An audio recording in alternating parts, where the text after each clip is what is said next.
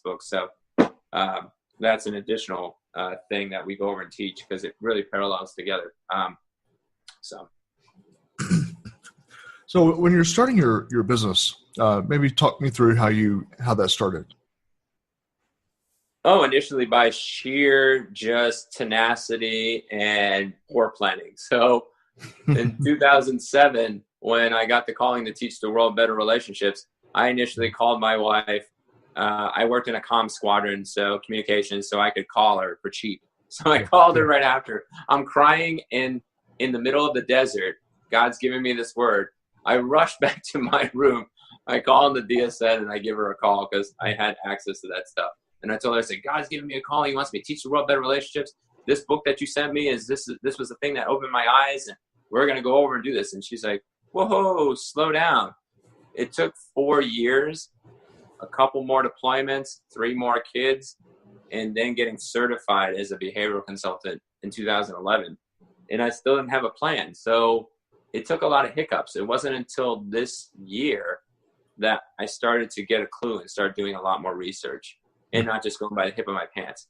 Like going to network meetings back in Washington. I was so broad in my message, it got diluted. The company's name was Perspectives and Reflections. It could have been a spa. It could have been an adult entertainment place. It could have been whatever. People were so confused. And when I was focusing on 23 domains of life, people were like, I don't know what you do. So a confused mind does nothing. Right. So we rebranded under is Learn and Live, and we focus from the bedroom to the boardroom. That's how I brand it. We help your relationships thrive from the bedroom to the boardroom. Simple. You drive. Your relationship always starts in the bedroom when you wake up, transitions to the living room where the family lives. You go in your car, and then you're driving to work, and you're eventually going to enter a boardroom, one or another, a conference room, whatever you want to call it.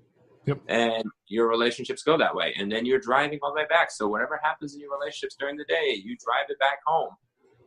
If you don't know how to deal with it at home, it's going to pour into the boardroom. If you don't know how to deal with the stuff in the boardroom, it's going to pour into the bedroom. Yep. So it's been helpful. So I just been taking certain systems and processes and starting to try to spin the plate and get that plate spinning as much as possible. And then if I can have that system in place, either have it automated or in a pattern of life, then I can go on to the next plate.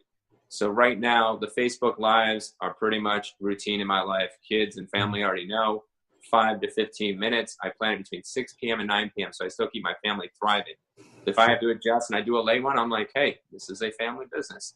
Sometimes I let the kids jump in. I'm like, if they want to join and they want to be part of that legacy, great. If not, well, then I help them get them to their legacy. But it's learning to spin that plate and spin it well, and then get up and rolling, and then go to the next plate. So I would say that too. That was the transition. Now is that now I have that, and I bought a Mevo camera. I'd recommend it to you or any of your listeners that do podcasts. This Mevo camera streams to all your Facebook, personal and pages. It won't stream to groups yet. They're still working on that. It'll stream to Twitter. It'll stream to the live stream site. It'll stream to Vimeo and to YouTube. And you can do it all at the same time. Well, excluding Facebook, because Facebook has an algorithm, you can't do it, but all the other ones. So now I can take it and be in like 5 to 7 places and just record it at once. So once I get off with you and do my 7 o'clock run, a 7:30 run, I can just connect it, choose the ones I want to go into, and I do one stream. So now I can technically spin more plates with doing the same amount of one spin work. So definitely too is to, as a business, to leverage the technology as much as possible and hire as soon as possible. Even if you can use Upwork.com and use virtual assistants. I mean, you need to focus on what's your main skill set, what's your zone, what's your specific thing that you thrive at. The rest, do it for the season, grind it out. Once you have enough revenue, go over and hire it out and let them be the subject matter experts of that part of your business. Yeah, spot on. So is there perhaps some other kind of profession that you think if you were not doing what you're doing now that you would go into, or something that you like to in the back of your mind? Oh, yeah. What I do in the military on the reserve side, I do a unit training manager. So I'm doing all those things in that job. I'm managing people's education and training from startup to finish. So it's kind of like helping out of business. And then I'm consulting people on their education and training, but then it pours into their lives because of, like, for example, I have several people and they range from 18 to 44. I'm amazed sometimes that we still don't know what we want to do at that age, but everybody's different. So Colonel Sanders didn't figure out until he was in his 60s. I mean, but he made awesome chicken. So I'll wait for God to get him to his 60s to have awesome chicken. So, and he was actually suicidal. He got kicked out of the army, had all these other things, lost a couple wives. It took him until his 60s. And if he would have killed himself that next time, we wouldn't have had his chicken. But anyway, so yeah, I go over and then consult these people while I'm helping them out into their direction. So I'll teach them, like, hey, you're like, this person's like, I want to cross-train here. I want to cross-train here. I want to cross-train here. That means like change jobs. So the civilians are listening. Sure. So they want to change jobs in the military. Yes, every 2 years, you can technically change a job in the United States Air Force.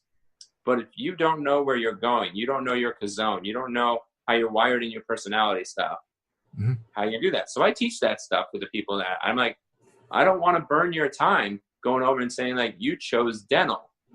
I don't like dealing with people. You really chose the wrong job if you wanted to deal with dental. You want to be in the records room. You want to be a maintenance person, So that's the job I do enjoy on the reserve side. So if I totally had to quit this, but my motto is this: if I'm a dollaraire or a billionaire, I would do this. I would do it for free. I would do it for fee. I prefer to do it for fee so I can do it full time and focus on the max. But I still did it even when we went almost homeless. I'm like, my wife's like, you should be charging for this. I technically should be, but I got to build a brand of trust before I can go over and charge. Like, if I charged every single person for the 15-minute consultation that I went over and did, they never even know, like, and trust me and come back.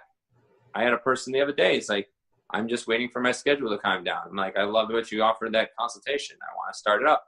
So that's why I said for us, the biggest barrier for our business is exposure, because you have so many people that might want this service, but they might not be ready.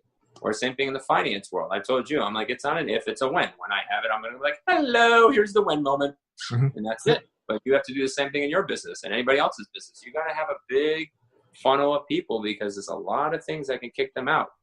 And if it's product based in a store, you have a 60% chance of losing that person once they walk out the door.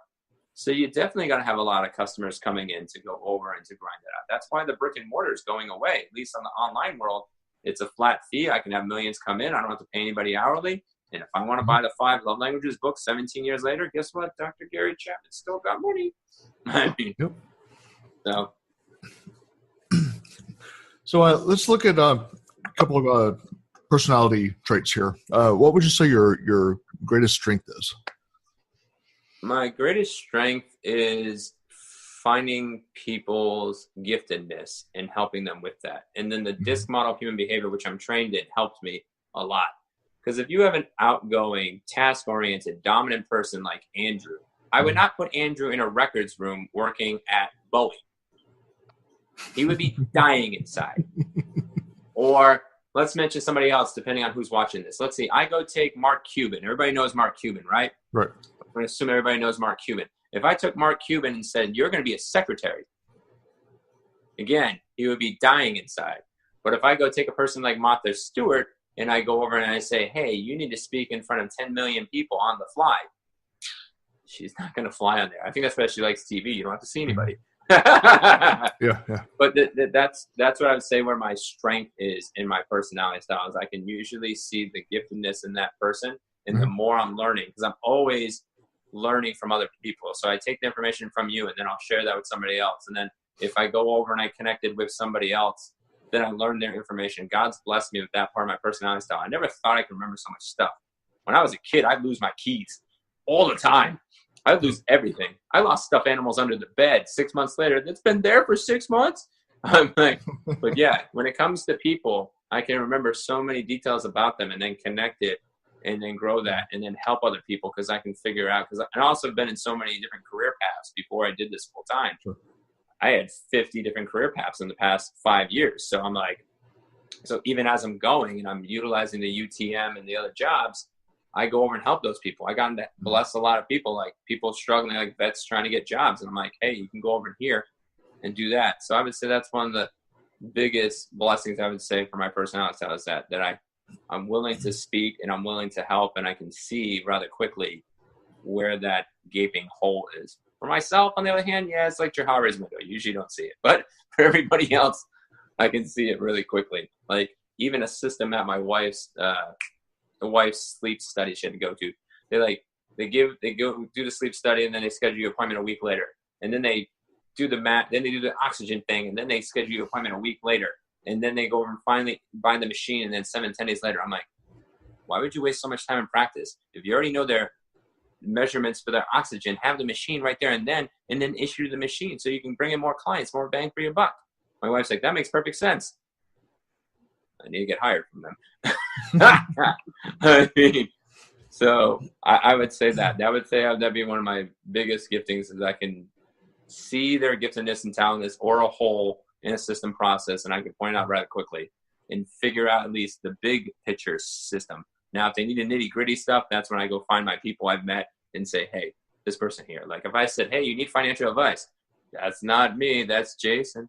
I mean, James, sorry. Wow, I really hacked your name. I'm sorry. That was going fast.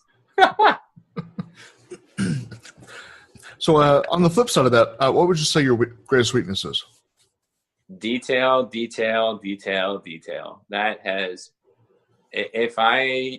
I'm working, it's only God's grace, this job right now on these temporary duty orders is basically a detailed job.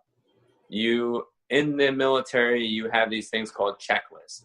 So the person goes over and follows the checklist and fills it out and says how they justify to do a checklist. I can do that because it's only my own. But at the major command level, like working at Boeing or a high-end company, you're getting every department funneling that in. And my job is to check everybody's checklist. So I have 40 units checklist. And then they have about 8 to 10 checklists per unit. So I'm verifying like 400 plus checklists, going in each of those details, looking at it, looking at their comments, verifying their files. Then if they don't have their files, then I have to write a report saying, this is the regulation, this is this, and then I have to write the thing and then write it down and follow that again. It's taken me like a week just to do one unit's worth of their checklist. I just got done today. But naturally, that's where my weak point is. I had a job interview, and I've had several with this transition out of the military, and this one was a funny one. It was working for Obama's healthcare plan. It was I wish they told me the rate at the time. They told me this after the interview. I'm like, if you ever hire for people, just tell them the hourly rate. You'll filter your people instantaneously. You're paying what?